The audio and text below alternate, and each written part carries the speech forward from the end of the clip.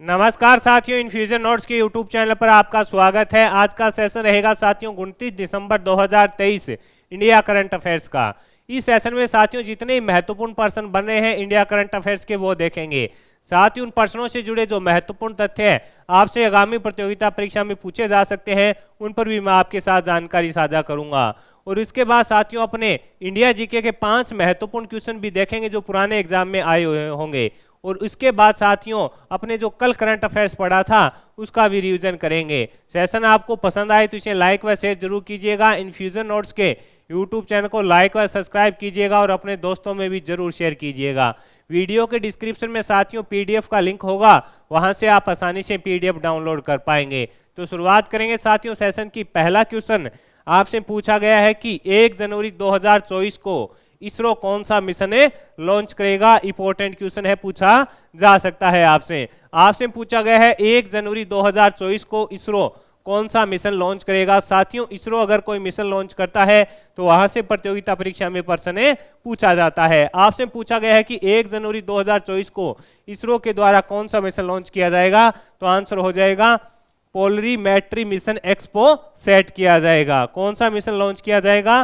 Polarimetry mission expo set launch किया जाएगा। इसके अंदर होगा क्या साथियों, जो ब्रह्मांड में लगभग, इसका लक्ष्य है कि ब्रह्मांड में लगभग जो 50 सबसे चमकीले स्रोत हैं उनका अध्ययन इसके अंदर किया जाएगा। इसको कौन से रॉकेट से लॉन्च किया जाएगा? तो PSLV C58 से इसको लॉन्च किया जाएगा। ये इंपॉर्टेंट है, ये आपसे पूछा जा सकता है कि इसको लॉन्च किससे किया जाएगा, तो PSLV C58 से इसको लॉन्च किया जाएगा। इसका उद्देश्य क्या रहेगा? इसका उद्देश्य रहेगा साथियों जो ब्रह्मांड में सबसे ज्यादा 50 चमकीले स्रोत हैं उनका अध्ययन करना रहेगा। कब लॉन्च किया जाएगा? तो तारीख भी याद रखिएगा साथियों, 1 जनवरी 2024 को इसको इसरो के द्वारा है जो लॉन्च किया जाएगा। इंपॉर्टेंट क्वेश्चन है साथियों, पूछा जा सकता है आपसे। आगे बढ़ेंगे साथियों, अगले क्वेश्चन पर बात करेंगे। अगला क्वेश्चन आपसे पूछा गया है मुख्य सचिवों का तीसरा सम्मेलन कहां पर आयोजित हो रहा है। ये भी इंपॉर्टेंट क्वेश्चन है। आपसे पूछा गया है कि हाल ही में मुख्य सचिवों का तीसरा जो सम्मेलन है कहां पर आयोजित हो रहा है, तो आंसर हो जाएगा नई दिल्ली के अंदर। कहां पर आयोजित हो रहा है, तो आंसर हो जाएगा नई दिल्ली के अंदर साथियों इसका आयोजन किया जा रहा है। अब अपने बात करेंगे कि कब से कब किया जा रहा है, तो साथियों 27 से लेकर 29 दिसंबर तक इसका आयोजन किया जा रहा है। 27 से लेकर 29 दिसंबर तक इसका आयोजन कहां पर है? नई दिल्ली में। किसका? तो आपका आंसर होना चाहिए मुख्य सचिवों का तीसरा सम्मेलन इसका आयोजन किया जा रहा है। इसके अंदर क्या होता है साथियों कि जो सभी अपने राज्य होते हैं भारत के अंदर, वह केंद्र शासित प्रदेश होते हैं, इनके जो मुख्य सचिव है वो इसके अंदर भाग लेते हैं। और इसकी अध्यक्षता कौन कर रहे हैं? तो इसकी अध्यक्षता साथियों पीएम मोदी जी कर रहे हैं। ये भी अपने को पता होना चाहिए। इसकी अध्यक्षता कौन कर रहे हैं? पीएम मोदी जी इसकी अध्यक्षता कर रहे हैं। इसके अंदर साथियों सभी जो राज्य व केंद्र शासित प्रदेश के जो सचिव होते हैं वो मिलकर जो योजना बनाते हैं और इसकी अध्यक्षता कौन करते हैं? पीएम मोदी जी करते हैं। कौन सा है? तीसरा सम्मेलन है। कहां पर आयोजित हो रहा है? नई दिल्ली के अंदर। कब से कब? 27 से लेकर 29 दिसंबर तक इसका आयोजन किया जा रहा है। इसकी अध्यक्षता कौन कर रहे हैं? मोदी जी के द्वारा इसकी अध्यक्षता की जा रही है साथियों। अगला क्वेश्चन आपसे पूछा गया कि हाल ही में किसने अंटार्कटिका महाद्वीप की सबसे ऊंची चोटी माउंट विशन पर भारतीय ध्वज फहराया है। इंपॉर्टेंट क्वेश्चन रहेगा। आपसे पूछा है कि किसने अंटार्कटिका महाद्वीप की सबसे ऊंची चोटी माउंट विशन पर भारतीय ध्वज फहराया है, तो आंसर हो जाएगा शेख हसन खान। किसने? शेख हसन खान के द्वारा साथियों ये भारतीय जो ध्वज है अंटार्कटिका महाद्वीप की सबसे ऊंची चोटी माउंट विशन पर भारतीय ध्वज फहराया गया है। ये जो शेख हसन खान है ये कौन है? केरल सरकार के एक कर्मचारी हैं। ये भी आपको याद रखना है। कौन है? केरल सरकार के कर्मचारी हैं साथियों। इन्होंने अलग अलग चोटियों पर गए हैं, लेकिन हाल ही के अंदर जो अंटार्कटिका महाद्वीप की सबसे ऊंची चोटी है माउंट विशन, उस पर भारतीय ध्वज फहराया है शेख हसन खान। केरल के ये केरल सरकार के अंदर कर्मचारी है। यानी अब साथियों अपने बात करेंगे कि ये जो शेख हसन खान है क्यों गए हैं। इन्होंने कहा है कि मैं जो जलवायु परिवर्तन हो रहा है उसको देखना चाहता हूं, उस पर महसूस करना चाहता हूं, इसलिए इन्होंने वहां पर अंटार्कटिका महाद्वीप की जो सबसे ऊंची चोटी है माउंट विशन पर भारतीय ध्वज फहराया। यानी जो जलवायु परिवर्तन है उसके आधार पर किस प्रकार से हो रहा है, किस प्रकार से इस पर कार्य करना चाहिए, जिसके चलते इन्होंने सबसे ऊंची चोटी पर भारतीय ध्वज फहराया है। अगला क्वेश्चन आपसे पूछा है, मदन मोहन मालवीय के एकीकृत कार्यों को शामिल करते हुए 11 खंडों की पहली श्रृंखला का अनावरण किसने किया है? ये भी इंपॉर्टेंट है। आपसे पूछा जा सकता है कि मदन मोहन मालवीय के एकीकृत कार्यों का शामिल करते हुए 11 खंडों की एक पुस्तक थी साथियों, उसकी जो पहली श्रृंखला आई है उसका अनावरण किसने किया है? तो आंसर हो जाएगा पीएम मोदी जी के द्वारा। किसके द्वारा किया गया है? पीएम मोदी जी के द्वारा किया गया है। ये अपने को पता होना चाहिए। जो मदन मोहन मालवीय हैं उनके एकीकृत कार्यों को शामिल करते हुए जो 11 खंड है उनकी पहली श्रृंखला का विमोचन किसने किया? तो आंसर हो जाएगा पीएम मोदी जी के द्वारा किया गया। 25 दिसंबर को साथियों लगभग 4000 पृष्ठों में फैले यह खंड मदन मोहन मालवीय के भाषण और उनके जीवन से संबंधित है। यानी इसके अंदर क्या है? इन 11 खंडों में जो 4000 पृष्ठों के अंदर है, कितने पृष्ठों के अंदर है? 4000 पृष्ठों के अंदर है। और इसके अंदर साथियों जो मदन मोहन मालवीय जी है उनके जो भाषण है और उनके जो कार्य थे, उनके जीवन से संबंधित थे, उन पर इस पर प्रकाशन डाला गया है। और इसको किसने अनावरण किया है? तो आंसर हो जाएगा पीएम मोदी जी के द्वारा साथियों इसका अनावरण किया गया है। अगला क्वेश्चन आपसे पूछा है कि किस विश्वविद्यालय में 1040 स्वतंत्रता सेनानियों के नाम वाली एक श्रद्धांजलि दीवारें बनाई जाएगी? ये भी अपने आप में इंपॉर्टेंट क्वेश्चन है साथियों। आपसे पूछा है कि किस विश्वविद्यालय में 1040 स्वतंत्रता सेनानियों के नाम वाली एक श्रद्धांजलि दीवार है जो बनाई जाएगी। इंपॉर्टेंट है साथियों, पूछा जा सकता है आपसे। तो आंसर रहेगा जवाहरलाल नेहरू विश्वविद्यालय नई दिल्ली के अंदर। कहां पर? जवाहरलाल नेहरू विश्वविद्यालय नई दिल्ली के अंदर साथियों 1040 स्वतंत्रता सेनानियों के नाम वाली एक श्रद्धांजलि दीवार बनाई जाएगी। अब आपको होगा सर इसका उद्देश्य क्या है? तो इसका उद्देश्य साथियों जो युवा पीढ़ी है उनको स्वतंत्रता सेनानियों के जीवन के बारे में बताना, जिससे वो इनसे स्वतंत्रता सेनानियों के जीवन को संघर्ष देकर अपने जीवन को सही दिशा में ले। इसके लिए इसका है जो साथियों जवाहरलाल नेहरू जो विश्वविद्यालय है नई दिल्ली के अंदर, उसके अंदर 1040 स्वतंत्र सेनानियों के नाम की एक श्रद्धांजलि दीवार बनाई जाएगी। इसके अलावा साथियों यहाँ पर एक 100 फीट ऊंचा तिरंगा भी लगाया जाएगा। ये भी आपको याद रखना है, 100 फीट ऊंचा तिरंगा भी यहाँ पर लगाया जाएगा। तो साथियों इससे अपने एक और क्वेश्चन बनता है कि जवाहरलाल नेहरू विश्वविद्यालय नई दिल्ली की कुलपति कौन है? तो आपका आंसर होगा शांति श्री धूलीपुड़ी पंडित, जो वर्तमान में अपने जवाहरलाल नेहरू विश्वविद्यालय नई दिल्ली की कुलपति हैं और पहली महिला कुलपति हैं। तो इंपॉर्टेंट है, आपसे पूछा भी जा सकता है। आपको नाम याद रखना है शांति श्री धूलीपुड़ी पंडित, जो वर्तमान के अंदर कुलपति हैं। इंपॉर्टेंट क्वेश्चन रहेगा साथियों, पूछा जा सकता है आपसे। आगे बढ़ेंगे साथियों, अगले क्वेश्चन पर बात करेंगे। अगला क्वेश्चन आपसे पूछा है कि हाल ही में भारत ने किस देश के साथ बिजली आपूर्ति हेतु कुंडनकुलम संयंत्र पर समझौता हस्ताक्षर किया है? इंपॉर्टेंट क्वेश्चन है साथियों, पूछा जा सकता है। आपसे पूछा गया है कि हाल ही में भारत ने किस देश के साथ बिजली आपूर्ति हेतु कुंडनकुलम संयंत्र पर समझौता हस्ताक्षर किया है? तो आंसर हो जाएगा रूस के साथ। किसके साथ है? रूस के साथ साथियों भारत ने समझौता किया है। कुंडनकुलम संयंत्र कहां पर है? तो ये भी अपने को पता होना चाहिए। तो आपका आंसर होगा तमिलनाडु के अंदर है। कहां पर है? तो आपका आंसर हो जाएगा तमिलनाडु के अंदर है।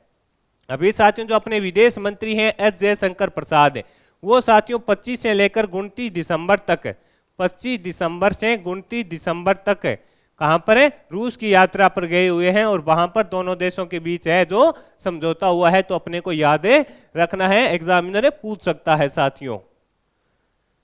अगला क्वेश्चन आपसे पूछा है कि कांग्रेस द्वारा भारत न्याय यात्रा कहां से कहां तक आयोजित की जाएगी? कांग्रेस के द्वारा भारत न्याय यात्रा कहां से कहां तक आयोजित की जाएगी? तो आंसर हो जाएगा मणिपुर से मुंबई। कहां से? मणिपुर से मुंबई साथियों इसका आयोजन किया जाएगा। यानी मणिपुर से इसकी शुरुआत की जाएगी और ये मुंबई तक चलेगी। कब होगी इसकी शुरुआत? तो 14 जनवरी को, 14 जनवरी 2024 की इसकी शुरुआत होगी। किसकी? कांग्रेस के द्वारा जो भारत न्याय यात्रा है उसकी शुरुआत 14 जनवरी 2024 से होगी। कहां से होगी? मणिपुर से होती हुई साथियों लगभग 145 दिनों की यात्रा होगी और 14 राज्यों को कवर करते हुए मुंबई में समाप्त हो जाएगी। यानी 145 दिनों की यात्रा होगी, इसके अंदर 14 राज्यों के अंदर यात्रा की जाएगी और अंत में यह मुंबई में समाप्त हो जाएगी। इसको लीड कौन करेंगे? तो राहुल गांधी साथियों इसको यात्रा को लीड करेंगे। कब से शुरुआत होगी? मणिपुर से मुंबई के तक चलेगी। शुरुआत होगी अपनी 14 जनवरी 2024 से। आगे बढ़ेंगे, अगले क्वेश्चन पर बात करेंगे। अगला क्वेश्चन आपसे पूछा है कि हाल ही में महाराष्ट्र के उप मुख्यमंत्री देवेंद्र फडणवीस को किस देश के विश्वविद्यालय ने डॉक्टरेट की उपाधि प्रदान की है? तो आंसर हो जाएगा जापान के विश्वविद्यालय के द्वारा। किस विश्वविद्यालय के द्वारा? तो जापान का विश्वविद्यालय है साथियों कोयासन विश्वविद्यालय। कौन सा? जापान के अंदर कोयासन एक विश्वविद्यालय है, उसने साथियों महाराष्ट्र के उप मुख्यमंत्री देवेंद्र जी को है जो डॉक्टरेट की उपाधि प्रदान की है। आपसे पूछा भी जा सकता है कि किस विश्वविद्यालय के द्वारा हाल ही में महाराष्ट्र के उप मुख्यमंत्री देवेंद्र जी को डॉक्टरेट की उपाधि प्रदान की गई? तो जापान के, और विश्वविद्यालय का नाम क्या है? कोयासन विश्वविद्यालय है। आगे बढ़ेंगे, अगले क्वेश्चन पर बात करेंगे। अगला क्वेश्चन आपसे पूछा है कि हाल ही में ब्रेकिंग द मोल्ड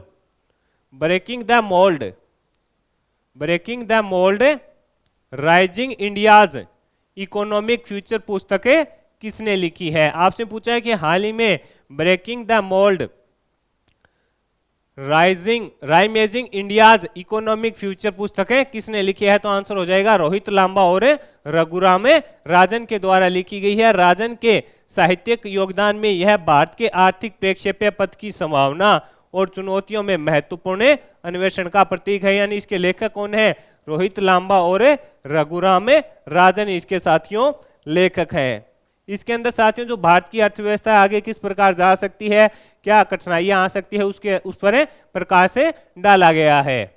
अगला क्वेश्चन आपसे पूछा है कि हाल ही में मिस कॉन्टिनेंटल इंटरनेशनल 2023 का खिताब किसने जीता? तो आंसर हो जाएगा आस्था रावल ने जीता है। किसने जीता है? तो आंसर हो जाएगा आस्था रावल के द्वारा साथियों यह खिताब जीता गया। ये इसका 5वां सीजन था। मिस कॉन्टिनेंटल इंटरनेशनल 2023 का खिताब किसने जीता? आस्था रावल के द्वारा जीता गया। यह इसका 5वां खिताब था। आगे बढ़ेंगे साथियों, अगले क्वेश्चन पर बात करेंगे। अगला क्वेश्चन आपसे पूछा है कि हाल ही में सिंधी सम्मेलन कहां पर हुआ? तो आंसर हो जाएगा दुबई के अंदर हुआ है। कहां पर हुआ है? दुबई में हुआ है। कौन सा संस्करण है? ये इंपॉर्टेंट है। तो आंसर हो जाएगा 28वां। कौन सा संस्करण है? 28वां संस्करण है। अपने जो बात करें साथियों सिंधी भाषा की, उसको भारतीय संविधान में कब शामिल किया गया था? तो 21वें संविधान संशोधन के द्वारा इसको भारतीय संविधान की जो भाषाएं हैं उनमें शामिल किया गया था। कब हुआ था? 1967 में हुआ था और ये 15वीं भाषा बनी थी जो भारतीय संविधान के अंदर शामिल हुई थी। तो पूछा जा सकता है कि सम्मेलन कहां पर हुआ? दुबई में हुआ। कौन सा? तो 28वां संस्करण था। अगले क्वेश्चन पर बात करेंगे। अगला क्वेश्चन आपसे पूछा है क्यूएस सस्टेनेबिलिटी रैंकिंग 2024 में दिल्ली विश्वविद्यालय कौन से स्थान पर रहा? तो 220वें स्थान पर रहा है। आपसे पूछा गया है कि क्यूएस सस्टेनेबिलिटी रैंकिंग 2024 के अंदर दिल्ली विश्वविद्यालय कौन से स्थान पर रहा? 220वें स्थान पर रहा और पूरे भारत में साथियों ये प्रथम स्थान पर है। इसके अंदर साथियों 1397 विश्वविद्यालयों को शामिल किया गया था। दिल्ली है जो दिल्ली विश्वविद्यालय 220वें स्थान पर रहा था। दिल्ली का जो स्कोर है वो रहा था 73.4%। ये भी अपने को याद रखना है। आपसे पूछे इसका स्कोर कितना रहा था? तो आंसर होगा 73.4% इसका स्कोर रहा था। प्रथम स्थान पर टोरंटो विश्वविद्यालय कनाडा का है, वो प्रथम स्थान पर रहा था। टोरंटो विश्वविद्यालय कनाडा का है जो प्रथम स्थान पर रहा था। दिल्ली कौन से स्थान पर रहा? दिल्ली विश्वविद्यालय 220वें स्थान पर रहा और इसका स्कोर है जो 73.4% रहा। ये भी अपने को याद रखना है साथियों। अगला क्वेश्चन आपसे पूछा है नम्मा कार्गो ट्रक सेवा किस राज्य में शुरू की गई है? तो आंसर हो जाएगा कर्नाटक में। कहां पर शुरू की गई है? नम्मा कार्गो ट्रक सेवा किस राज्य में शुरू की गई है? तो आंसर हो जाएगा कर्नाटक के अंदर इसकी शुरुआत की गई है। किसके द्वारा? कर्नाटक राज्य सड़क परिवहन के द्वारा साथियों इसकी शुरुआत की गई है। आगे बढ़ेंगे, अगले क्वेश्चन पर बात करेंगे। अगला क्वेश्चन आपसे पूछा है वैश्विक क्रिकेट भागीदारी के रूप में कोका कोला की आईसीसी के साथ कितने वर्ष की साझेदारी हुई है? ये इंपॉर्टेंट लगा लेना साथियों, पूछा जा सकता है कि वैश्विक क्रिकेट भागीदारी के रूप में कोका कोला की आईसीसी के साथ कितने वर्ष की साझेदारी हुई है? तो साथियों 8 वर्ष के लिए कोका कोला व आईसीसी के बीच है जो वैश्विक साझेदारी के लिए समझौता हुआ है, यानी वैश्विक भागीदारी के लिए दोनों के बीच 8 साल का समझौता हुआ है। आगे बढ़ेंगे, अगले क्वेश्चन पर बात करेंगे। अगला क्वेश्चन आपसे पूछा है कि हाल ही में चर्चा में रही क्रूज मिसाइल तलेह और नासिर का संबंध किससे है? तो ईरान से इनका संबंध रहेगा साथियों। ये दोनों किसकी मिसाइलें हैं? तो ईरान की हैं। ये क्रूज मिसाइल है, ये भी अपने को याद रखना है, पूछा जा सकता है किस प्रकार की मिसाइल है? क्रूज मिसाइल है। तो साथियों इस सेशन में अपने जो इंडिया करंट अफेयर्स के महत्वपूर्ण पर्सन बन रहे थे वो देख लिए। अब अपने साथियों इंडिया जीके के जो पुराने एग्जाम में आए हुए 5 क्वेश्चन है वो देखेंगे। पहला क्वेश्चन आपसे पूछा गया है कि संविधान का कौन सा अनुच्छेद न्याय पर आधारित सामाजिक व्यवस्था प्रदान आपको करता है? तो आंसर रहेगा अनुच्छेद 38। इंपोर्टेंट लगा लेना साथियों, पूछा जाएगा आपसे। संविधान का कौन सा अनुच्छेद न्याय पर आधारित जो सामाजिक व्यवस्था है वो प्रदान करता है? तो आंसर हो जाएगा अनुच्छेद 38 पर प्रदान करता है। अगला क्वेश्चन आपसे पूछा है काम करने का अधिकार भारतीय संविधान के कौन से राज्य नीति के निर्देशक सिद्धांतों के अनुच्छेद से अपने आधार को प्राप्त करता है? तो आंसर हो जाएगा अनुच्छेद 41 से। कौन सा? तो आंसर हो जाएगा अनुच्छेद 41। ये इंपॉर्टेंट है और आपसे पूछा भी जा सकता है साथियों।